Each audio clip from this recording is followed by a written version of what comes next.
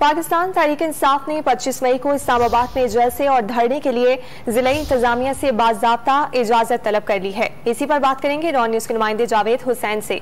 जावेद बताएगा क्या मौक़िफ़ इख्तियार किया जा रहा है तहरीक इंसाफ की जानिब से।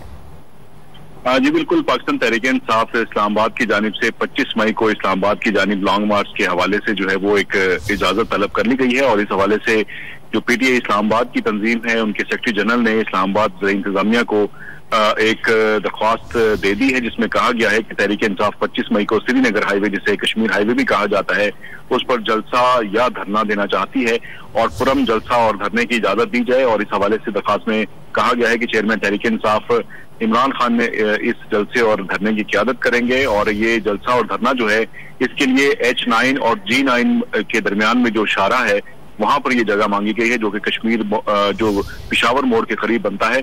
इस हवाले से दरख्वास्त में कहा गया है कि जिला इंतजामिया जलसे और धरने को सिक्योरिटी और दीगर इंतजाम फ्राहम करे। और इस हवाले से बताया गया है कि वहां पर एक स्टेज लगाया जाएगा और आवाम की बड़ी तादाद, जिसमें खवातीन, बच्चे और नौजवान होंगे, वो जमा होंगे और वहां पर SMDs लगाने की इजाजत भी दी जाए। तो इस हवाले से जगह का तयन और इंतजाम के हवाले से दरख्वास्त दे दी गई है। जी बहुत शुक्रिया, आपने अपडेट किया।